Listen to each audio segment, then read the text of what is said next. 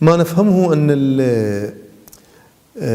يعني وجهة النظر الأمريكية أمنيا في طريقة التعامل مع داعش هي وجهة تذهب يعني أبعاد وطريقة واتجاه يختلف عن ذوق كثير من الأطراف العراقية. يعني الأمريكان يعتقدون أنه داعش قوي وباقي لفترة أطول ويجب التعامل معه بدقة وحذر، وكان عندهم وجهات نظر يعني على دخول صلاح الدين رافضة، وجهات نظر على الإسراع في مسألة دخول الأنبار رافضة في البداية، لكنهم تلافوا الوضع عندما علموا أن القوات العراقية بدون الحشد الشعبي هو الذي سيدخل، وشاركوا بجهة تقنية من هذه الناحية. دخول الموصل هنالك تحذيرات أمريكية أنه داعش لا زالت قوية، لديها 8000 مقاتل. حقيقة يعني مستوى المعلومات متفاوت، هي معلومات استخبارية، مستوى المعلومات متفاوت. واحدة من مواطن التهويل لقوة داعش ومن أجل تأخير دخول الموصل نعتقد هو مسألة سد الموصل، هي محاولة من المحاولات، ونعتقد أنها محاولة أيضا لإيجاد موطئ قدم أن تكون قريبة من نينوى، يعني نينوى العاصمة، نينوى المدينة لو صح التعبير.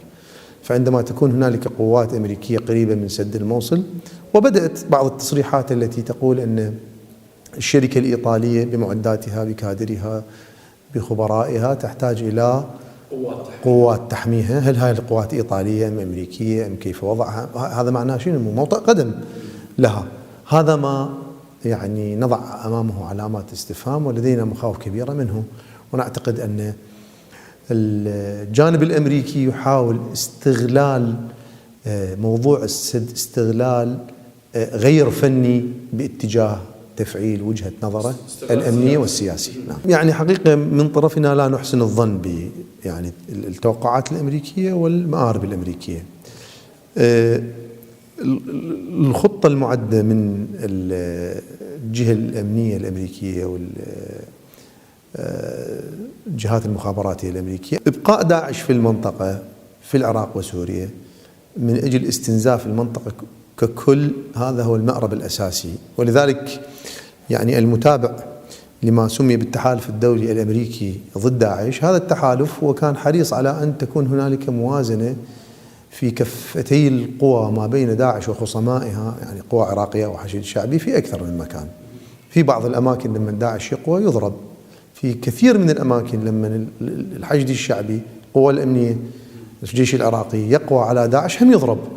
يعني هذه هم سياستهم من أجل استمرار عملية الاستنزاف، وهذا يجعل الطرفين الجهة العراقية من جهة وداعش من جهة أخرى محتاجة إلى الجانب الأمريكي لكثير من الأمور اللوجستية والسياسية والفنية والعسكرية، وهذا يعني يجعل سوقها رائج، قرارها السياسي رائج، وهي تفرض ما تريد عن هذه الطريقة.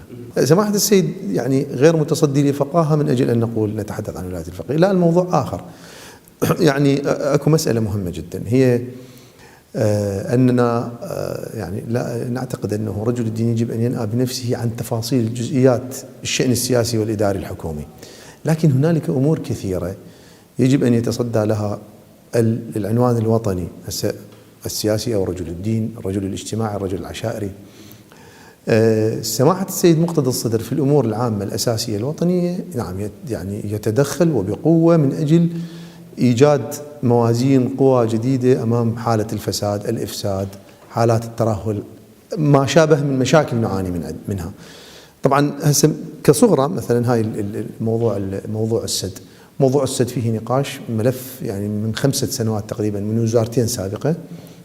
الإقرار بأنه توجد تصدعات ومشاكل هذا الكل يسلم به، الاختلاف في مقدارها وكميتها زيادة ونقصان.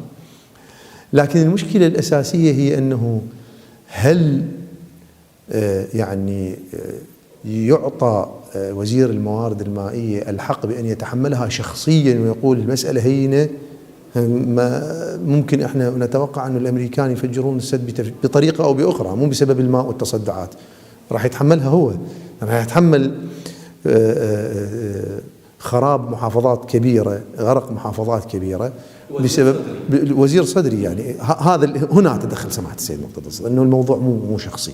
الذي تديره رئاسة الوزراء بعنوانه العام، موضوع بتدخل أمني، موضوع بتدخل فني، موضوع بتدخل حتى من قبل وزارات أخرى اقتصادي وأمور أخرى، لا حتى كهربائي. يعني وزارة الكهرباء لها دخل بالموضوع، لأن مسألة التوليد واردة من. فشاهد كلامي أنه هنا سماحة السيد شوف لم يتدخل يقول أنه الشركة الفلانية يجب أن تفعل كذا أو المسألة الفلانية أن لا، مو هالشكل. أنه وزير الموارد المائية يجب أن لا يتصدى بنفسه ويحاول أن يتحمل أعباء قرار فيه عمق سياسي وفيه بعد مالي وفيه مسألة فنية. بل بالعكس، احنا لو نجي انه موضوع حتى ماسة الترميمات اللي تحصل على السد اللي يشارك بها كل وزارة الموارد المائية، عندهم هيئة سدود وخزانات مائية اللي تتحمل الموضوع، مو فقط الوزير بخبرائها بفنيها بمدرائها ما إلى ذلك. هاي عملية التصدي الشخصي يجب أن تكون فيها موازنة. في مثل هذه المواقف يتدخل سماحة السيد مرتضى. لدينا فصيل مسلح وهو سرايا السلام تقاتل ضد داعش، وهنالك متطفلين لربما من نفس عنوان السرايا يحاولون أن يستخدمون هذا العنوان ب يعني ابتزاز الناس، التأثير عليهم، الضغط عليهم، إرهابهم، إرعابهم بشكل من الأشكال. أكو مسألة كلش مهمة، هي القوات الأمنية خل تقدر على المشاكل اللي عندها. يعني أنا أحكي بشكل صريح، يعني أنه هو الآن يعني في نفس القوات الأمنية هنالك من الضباط، هنالك من العناوين التي تبتز، تأخذ رشوات، تنافق. المشكلة ما عندها قدرة على التصحيح، ولو قادرين هم هاكم عمي.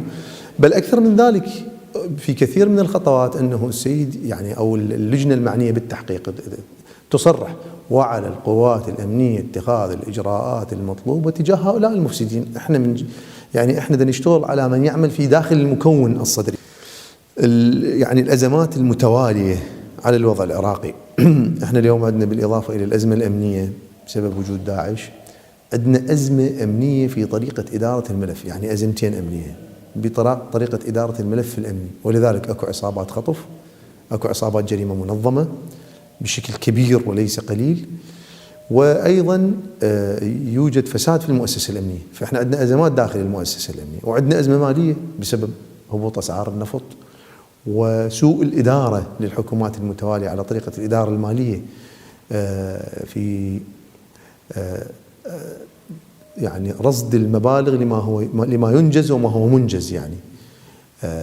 وأيضا عندنا بالإضافة إلى الأزمتين المالية والأزمتين الأمنية والأزمة المالية، عندنا أزمة سياسية يعني مثل المرض المزمن يعني اللي باقي لي، وسبب اختلاف القوى الموجودة على توزيع المناصب وغيرها من الأمور موجودة. ويعني كل من يبحث عن رضاه الشخصي، مو الرضاه الذي يتناسب مع الرضا الذي يتناسب مع مصلحة البلد. يعني هاي مشكلة، هاي كبرى موجودة.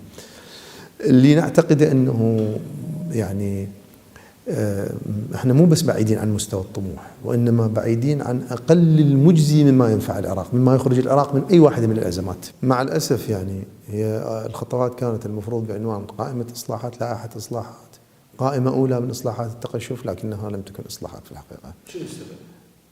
يعني السبب هو يعني ضعف القائمين عليها من تطبيقها بشكل صحيح، هذه القائمة اللي أحرزت.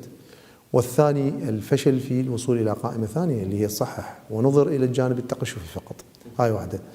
والسبب أيضا إضافة إلى ذلك أن كثير من القوى السياسية التي حتى بعض القوى التي قالت أنه أنا أقبل بالإصلاحات، لكنها حقيقة لا تريد أن تمس هذه الإصلاحات يعني امتيازاتها، ولذلك هي ليست إصلاحات. السيد العبادي حاز على تأييد جميل جدا من قبل الناس، لأنه التظاهرات لم تتهم شخص السيد العبادي بالفساد، وهذا شيء إيجابي. كانت داعمة لشخص السيد العبادي في إجراء، ودعته عندما خطى الخطوة في إجراء إصلاحات ونزل لائحة إصلاحات أيدتها وفرحت بها متمم رغم قلتها، يعني رغم ملاحظتهم أنه هذا قليل لكن إحنا نفرح به. والتظاهرات بنفسها هي كانت تظاهرات حضارية مدنية، شيء مقبول، ما باعتداء على جهة سياسية ولا باعتداء على جهة أمنية ولا بتخريب، يعني فشيء حضاري مسر للأمانة، سلوك رائع جدا كان. هذه جهة داعمة وجهة شعبية وقوية. الجهة الداعمة الثانية كانت هي المرجعية، وكثير يعني بعض الأطراف السياسية أيضا كانت داعمة، أنه تريد تصلح أصلح، حتى لو كان الموضوع على حساب امتيازاتي، ابدأ بإصلاحاتك لكن كن قوي وكن قدر الإمكان يعني تجاه جميع الأطراف تتولى عملية إصلاح سياسي من أجل إنقاذ البلد من أزمات مقبلة. القرار الذي اتخذه سماحة السيد قبل شهرين تقريبا من التجميد سبقه أكثر من سنة في أكثر من موقف تحذير السيد من فعل الميليشيات الوقحة، واعتبرها أنها لا تقل إساءة للوضع الوطني عما تفعله داعش. تجميد سرايا السلام أيضا يعني بسبب المتابعة ودقة المعلومات والتحقيق الجاري للأشخاص العاملين في مؤسسات مكتب السيد الشهيد الصدر من لجان مركزية قانونية بالمناسبة. يعني تبين لديكم قبل حين يعني أنه في محافظة ديالى أنه طريقة إدارة القرار الأمني، عملية يعني ردود الأفعال تجاه ما يحصل من خروقات أمنية مو صحيح، وفيه إشكالات كبيرة ولربما يودي إلى هاوية.